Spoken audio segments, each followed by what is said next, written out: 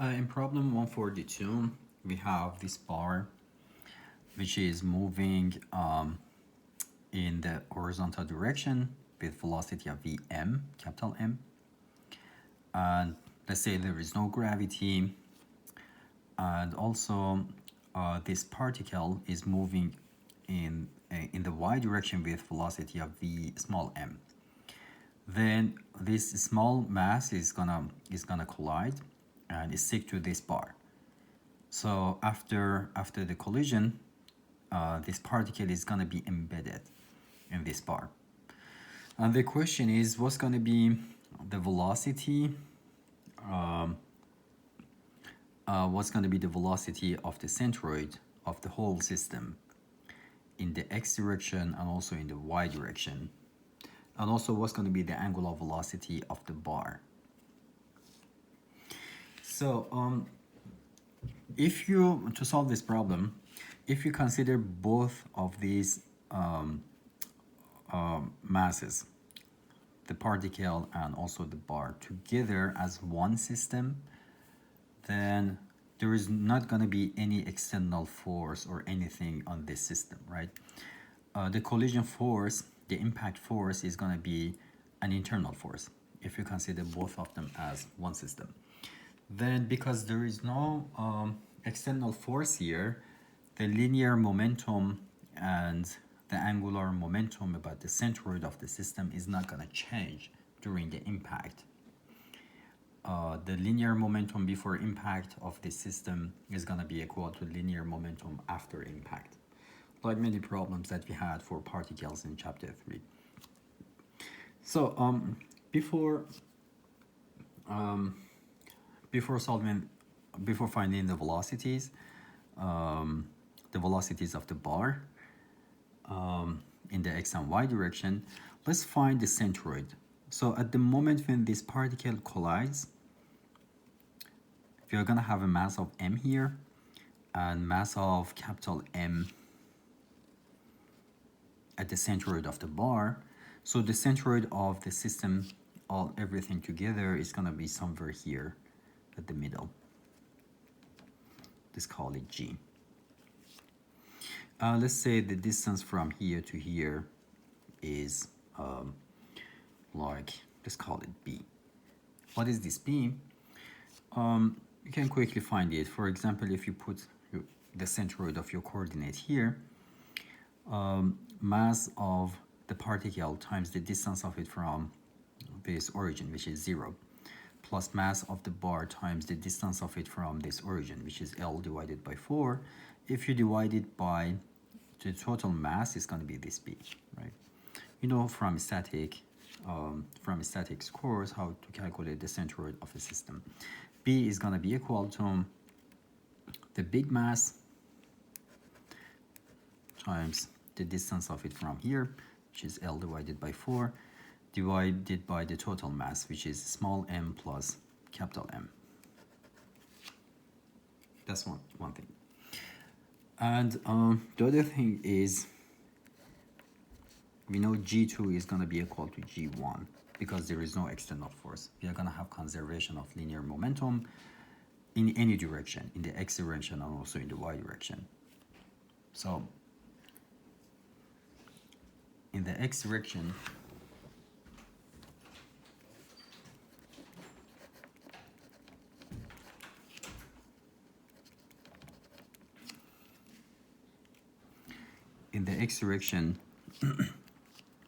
by the way, by 2 and 1, I mean 1 means before impact and 2 means after impact.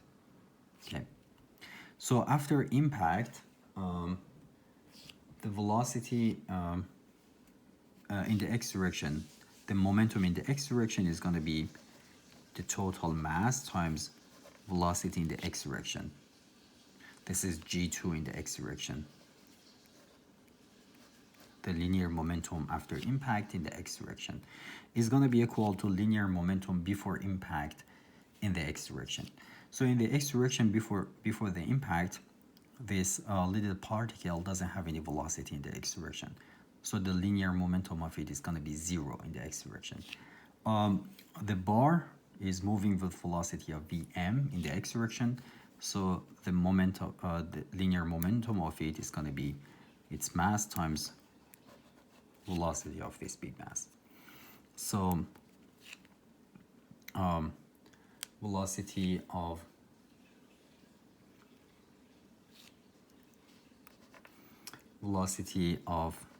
the centroid of the system, velocity of g in the x direction, is going to be m times v capital M divided by m plus capital M.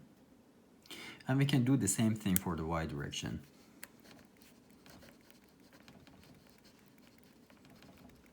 After impact, the linear momentum in the y direction is going to be the total mass times velocity of the centroid of the system, velocity of g, in the y direction. It's going to be equal to linear momentum before impact. The linear momentum of the particle in the y direction before impact is v times v small m. Linear momentum of the bar in the y direction is equal to 0 before impact because there is no velocity. So Vy, velocity of the centroid after impact, is going to be equal to small m times velocity of it before impact divided by the total mass. So these two are the velocities of the centroid after the impact. Now, how we can find omega after impact, the angular velocity of this bar? Because there is no external load, moment, or force or anything, we can say hg after impact is going to be equal. So the angular momentum before impact and after impact about the centroid, they must be equal to each other. But what is the angular momentum before impact and after impact? Before impact, this particle is moving in the vertical direction with this velocity. So based on that equation for particles, the angular momentum of it about g is going to be rho cross mv, right? Rho is in the x direction, mv is in the y direction, so the cross product of them is going to be in the z direction, in the positive z direction, with the magnitude of b times m times vm.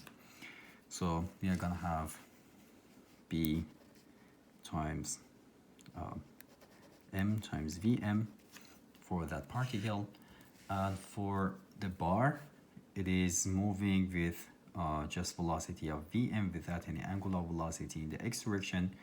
So I about this point is going to be ig times omega, which is equal to 0 before impact, and plus rho cross mv, which is going to be equal to 0 because rho and mv, they are in the same direction.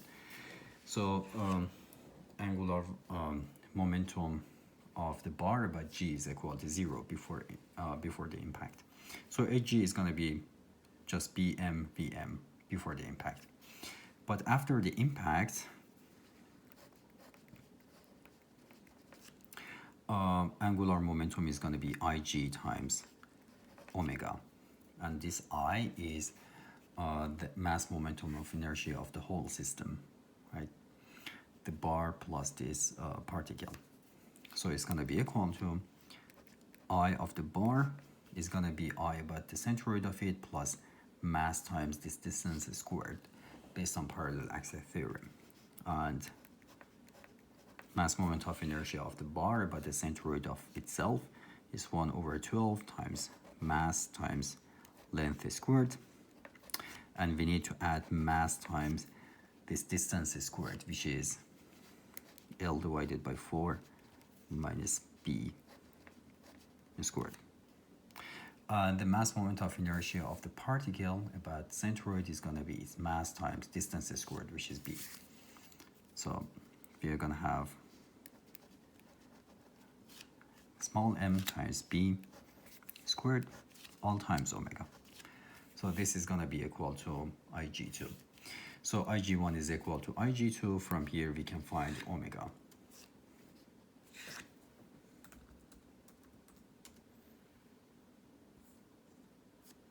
And if you simplify it, omega is going to be 12 V of small mass times divided by L times M divided by 4M plus 7 small m.